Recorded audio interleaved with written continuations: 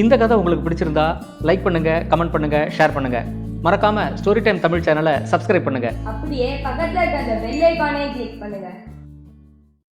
தன்னோட நண்பர்களோட பயணத்தில் இருந்த ஒரு இளவரசனுக்கு என்னெல்லாம் அனுபவம் கிடைச்சதுன்னு இந்த கதையில் பார்க்கலாம்.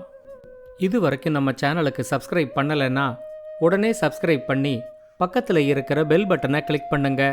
ஸ்டோரி டைம் தமிழ் சேனலுக்காக உங்களுடன் ரவிசங்கர் பாலச்சந்திரன். கதையை கேட்கலாம் வாங்க. மகாநதி ஆறு கடல்ல கலக்கிற இடத்துல மகேந்திரபுரின்னு ஒரு பெரிய நாடு இருந்துச்சு.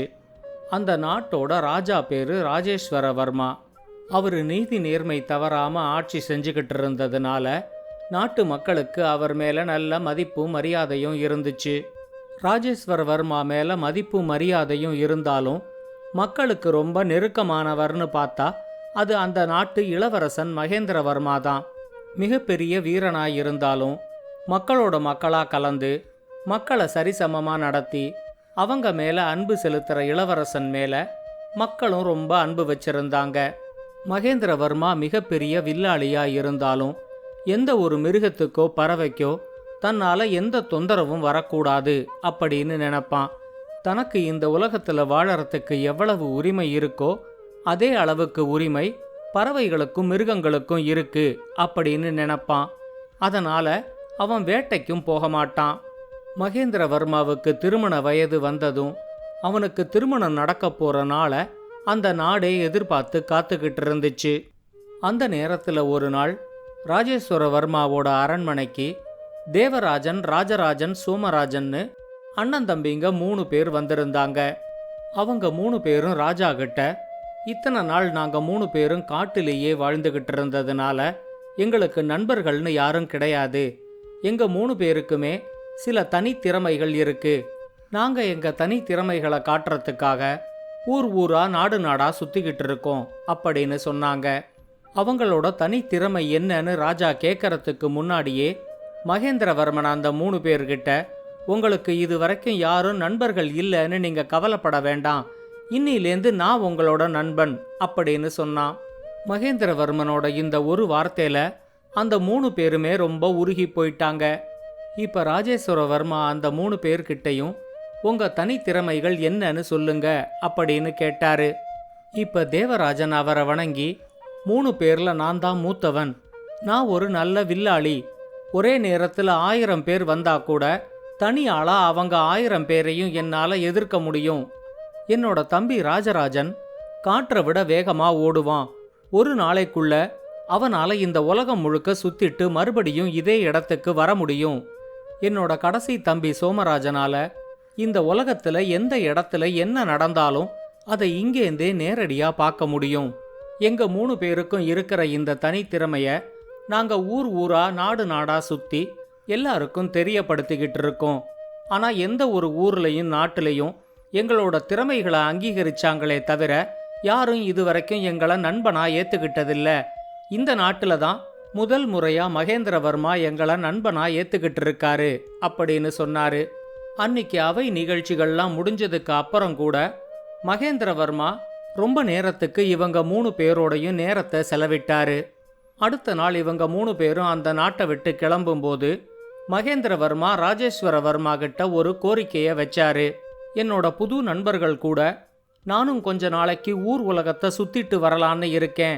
இதுல கிடைக்கிற அனுபவம் நாளைக்கு நான் ஆட்சி அமைக்கும் போது எனக்கு பயனுள்ளதா இருக்கும் அப்படின்னு சொன்னாரு.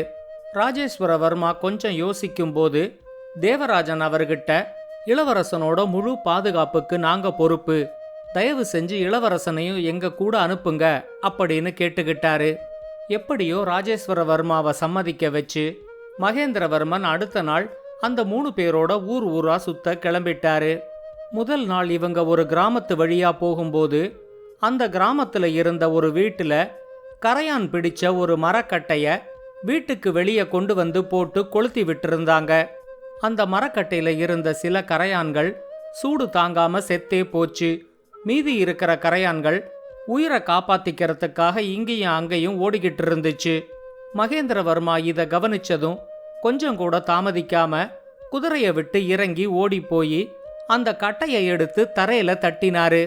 அவரு தட்டின அதிர்ச்சியில அந்த கட்டையில இருந்த கரையான்கள் எல்லாம் கீழே விழுந்துச்சு. அதை பார்த்ததும் தேவராஜன் அவர்கிட்ட, பரவாயில்லையே, ஒரு கரையானை காப்பாத்தணும் அப்படிங்கிற அளவுக்கு கூட ஒரு இளவரசனால யோசிக்க முடியறது ரொம்ப பெரிய விஷயம்தான் அப்படின்னு சொன்னாரு. மகேந்திரவர்மா அதுக்கு ஏதோ பதில் சொல்றதுக்கு முன்னாடி, நீங்க சொல்றது சரிதான், இளவரசனுக்கு நாங்க ரொம்ப கடமைப்பட்டிருக்கோம் அப்படிங்கிற குரலை கேட்டு திரும்பி பார்த்தப்போ அங்க ஒரு பெரிய கரையான் நின்னுகிட்டு இருந்துச்சு. அது மகேந்திரவர்மா கிட்ட, நான் தான் இந்த கரையான் கூட்டத்துக்கு தலைவன், என் பேரு திமக்கராஜா. சரியான சமயத்துல வந்து நீங்க எங்க எல்லாரோட உயிரையும் காப்பாத்தினதுக்கு நாங்க உங்களுக்கு ரொம்பவே கடமைப்பட்டிருக்கோம்.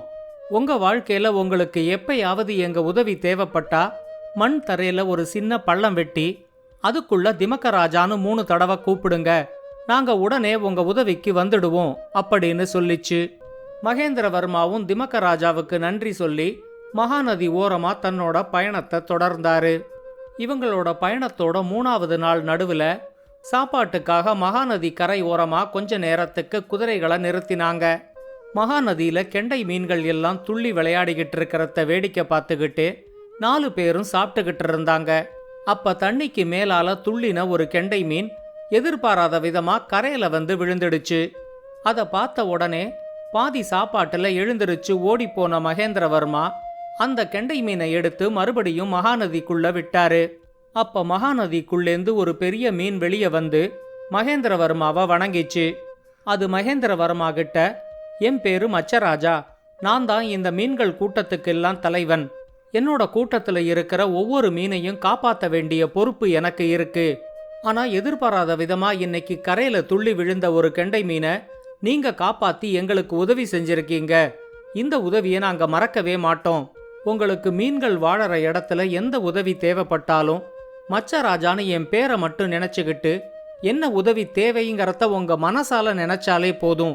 எங்க கூட்டத்துல இருக்கிற ஏதாவது ஒரு மீன் உங்களுக்கு தேவையான உதவியை செஞ்சிடும் அப்படின்னு சொல்லிச்சு.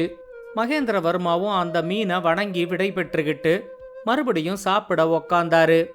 தேவராஜன் அவர்கிட்ட, எங்களோட நண்பனான நீ திமக்கராஜா மச்சராஜான்னு ஊரெல்லாம் நண்பர்களை சேர்த்துக்கிறது எங்களுக்கு ரொம்ப பெருமையா இருக்கு அப்படின்னு சொன்னாரு. 15 நாள் அவங்க மகாநதி கரை ஓரமா பயணம் செஞ்சு மகேந்திரபுரியை விட்டு சந்திரபுரின்னு இன்னொரு நாட்டுக்கு வந்திருந்தாங்க. சந்திரபுரியும் நல்ல பெரிய நாடுதான். இவங்க அந்த நாட்டுக்கு வந்திருந்த நேரம் பல நாட்டு ராஜாக்களும் சந்திரபுரிக்கு வந்திருந்தாங்க.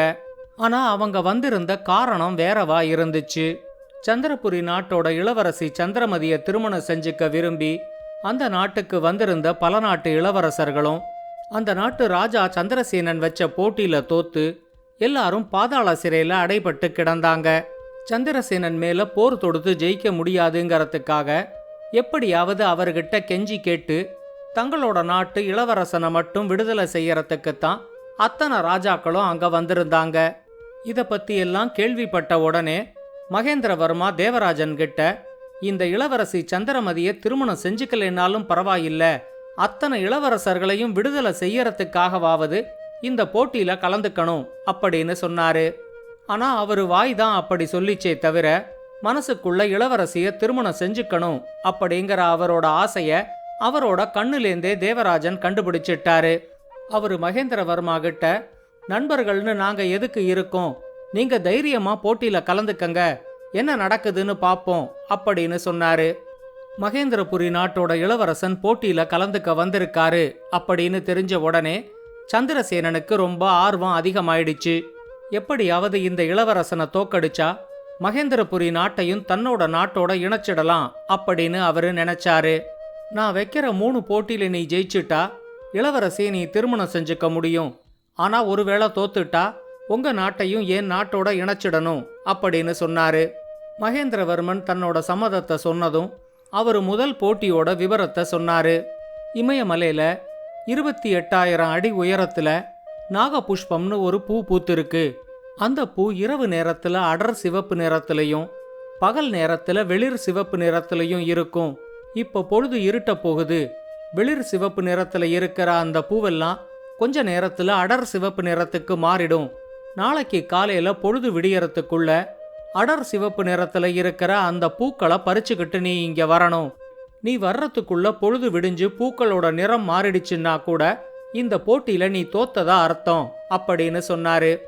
மகேந்திரவர்மன் அவர்கிட்ட காலையில பொழுது விடியறதுக்குள்ள நான் அந்த பூக்களோட வரேன் அப்படின்னு மட்டும் சொல்லிட்டு மறுபடியும் தான் தங்கி இருந்த இடத்துக்கு வந்து சேர்ந்தாரு.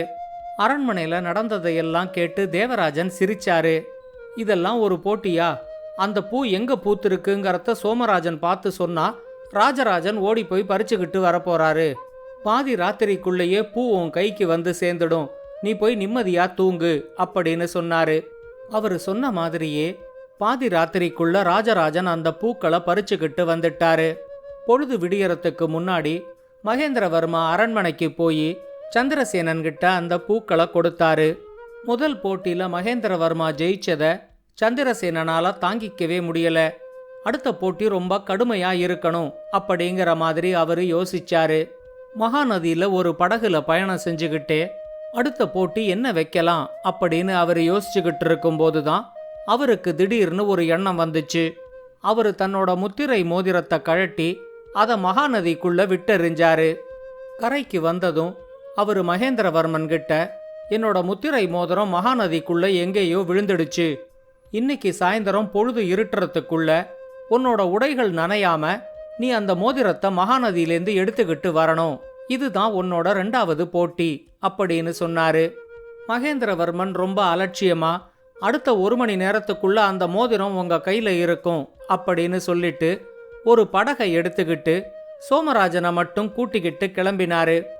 மகேந்திரவர்மன் உடைகள் நனையாம எப்படி அந்த மோதிரத்தை எடுக்கிறாருன்னு பார்க்கறதுக்காக சந்திரசேனனும் அந்த படகுல ஏறிக்கிட்டாரு. தண்ணிக்கு அடியில அந்த மோதிரம் கிடந்த இடத்த சோமராஜனால பார்க்க முடிஞ்சுது. சரியா மோதிரம் கிடந்த இடத்துக்கு பக்கத்துல சோமராஜன் படகை கொண்டு நிறுத்தினதும் மகேந்திரவர்மன் தன்னோட மனசுக்குள்ள மச்சராஜா கிட்ட உதவிய கேட்டாரு. மோதிரத்தை தேடாம படகுல உக்காந்து கண்ணை மூடிக்கிட்டு இவர் என்ன செய்யறாரு அப்படின்னு சந்திரசேனன் யோசிச்சுக்கிட்டு இருக்கும் போதே முத்திரை மோதிரத்தை வாயில கவ்விக்கிட்டு ஒரு கெண்டை மீன் படகுக்குள்ள துள்ளி விழுந்துச்சு. மகேந்திரவர்மன் அந்த மோதிரத்தை மட்டும் எடுத்துக்கிட்டு மறுபடியும் அந்த கெண்டை மீனை மகாநதிக்குள்ளேயே விட்டாரு. மகேந்திரவர்மன் கிட்டேந்து மோதிரத்தை கையில வாங்கிக்கும் போது சந்திரசேனனுக்கு நடக்கிறதையெல்லாம் நம்பவே முடியல. இன்னும் ஒரே ஒரு போட்டியில மட்டும் மகேந்திரவர்மன் ஜெயிச்சுட்டா தன்னோட நாட்டை மகேந்திரபுரியோட இணைக்கிற மாதிரி ஆயிடும் அப்படின்னு சந்திரசேனன் புரிஞ்சுக்கிட்டாரு.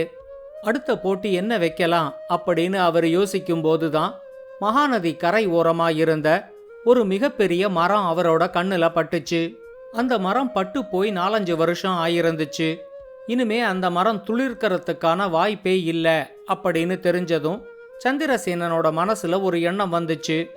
அவரு மகேந்திரவர்மன் கிட்ட, நாளைக்கு காலையில பொழுது விடியும் போது இந்த பெரிய மரம் இங்க இருக்கக்கூடாது. நீ ராத்திரியோட ராத்திரியா இந்த மரத்தை அப்புறப்படுத்திடணும். ஆனா இந்த மரத்தை நீ வெட்டக்கூடாது. கோடாலியோ நெருப்போ இல்ல வெளிச்சமோ பயன்படுத்தாம இந்த மரத்தை நீ ராத்திரிக்குள்ள அப்புறப்படுத்தணும். இதுதான் உன்னோட 3வது போட்டி அப்படின்னு சொன்னாரு.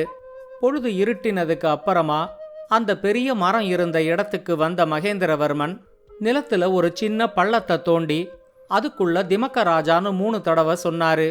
அந்த பள்ளத்துக்குள்ளேந்து உடனே கரையான்களோட தலைவன் திமக்கராஜா வெளியே வந்துச்சு. திமக்கராஜா மகேந்திரவர்மன் கிட்ட, நீங்க போய் நிம்மதியா தூங்குங்க. காலையில பொழுது விடியறதுக்கு முன்னாடி ராஜாவை கூட்டிக்கிட்டு இங்க வாங்க. இந்த மரமே இங்க இருக்காது அப்படின்னு சொல்லிச்சு. அடுத்த கொஞ்ச நேரத்துக்குள்ள ஒரு பெரிய கரையான்களோட படை அந்த மரத்து மேல ஏறி அந்த மரத்தை அரிச்சு கீழே குப்பையா கொட்டிச்சு. கீழே காத்துக்கிட்டு இருந்த கரையான்கள் அந்த குப்பைகளை இழுத்துக்கிட்டு போய் மகாநதி ஆற்றுக்குள்ள விட்டுச்சு. பொழுது விடியறதுக்கு முன்னாடி சந்திரசேனனை கூட்டிக்கிட்டு மகேந்திரவர்மா ஆத்தங்கரைக்கு வந்தப்போ அந்த பெரிய மரம் அங்க இல்ல. 3 போட்டிகள்லையும் மகேந்திரவர்மா ஜெயிச்சதுனால சந்திரமதியை அவருக்கு திருமணம் செஞ்சு கொடுக்கறத தவிர சந்திரசேனனுக்கு வேற வழியும் இல்ல. மகேந்திரவர்மன் சந்திரசேனன் கிட்ட, எங்க நாட்டுல எங்க அம்மா அப்பாவுக்கு முன்னாடி தான் திருமணம் நடக்கணும். அதனால சந்திரமதியை கூட்டிக்கிட்டு நீங்களும் எங்க நாட்டுக்கு வாங்க. அதுக்கு முன்னாடி பாதாள சிறையில இருக்கிற மத்த நாட்டு இளவரசர்களை முதல்ல விடுதலை செய்யுங்க அப்படின்னு சொன்னாரு. சந்திரசேனன் மறுபேச்சு பேசாம பாதாள சிறையில இருந்த எல்லா இளவரசர்களையும் விடுதலை செஞ்சுட்டு சந்திரமதியை கூட்டிக்கிட்டு மகேந்திரபுரி நாட்டுக்கு கிளம்பினாரு. விடுதலையான இளவரசர்களுக்கு மகேந்திரவர்மனால தான் தங்களோட விடுதலை சாத்தியமாச்சு அப்படிங்கிறது தெரியல. சந்திரசேனன் மேல இருந்த கோபத்தை தீர்த்துக்கிற மாதிரி அவங்க எல்லாருமா சேர்ந்துகிட்டு காட்டு வழியில பயணத்துல இருந்த சந்திரசேனன் மேலையும் சந்திரமதி மேலையும் திடீர்னு ஒரு தாக்குதலை நடத்தினாங்க. மகேந்திரவர்மனும் தேவராஜனும் சேர்ந்து அவங்க மேல எதிர்த்தாக்குதல் நடத்தினாங்க. தேவராஜனோட வில்லுக்கு முன்னாடி எந்த ஒரு இளவரசனாலையும் தாக்கு பிடிக்க முடியல. தாக்குதல் ஆரம்பிச்ச அரை மணி நேரத்துக்குள்ள எல்லா இளவரசர்களும் அந்த இடத்த விட்டே ஓடிட்டாங்க. சந்திரமதியை கூட்டிக்கிட்டு மகேந்திரபுரிக்கு திரும்ப வந்த மகேந்திரவர்மாவுக்கு அந்த நாட்டுல மிகப்பெரிய வரவேற்பு காத்துக்கிட்டு இருந்துச்சு. இளவரசனோட திருமணத்தை எப்படியெல்லாம் நடத்தணும் அப்படின்னு அந்த நாட்டு மக்கள் விருப்பப்பட்டாங்களோ அதே மாதிரி அந்த திருமணம் சிறப்பான முறையில் நடந்து முடிஞ்சிச்சு. இந்த கதையை பற்றின உங்களோட கருத்துக்களை ஸ்டோரி டைம் தமிழ் யூடியூப் சேனல்லையும் பாட்காஸ்ட்லையும் பின்னூட்டத்தில் கமெண்ட்ஸாக பதிவு பண்ணுங்க. It's story time.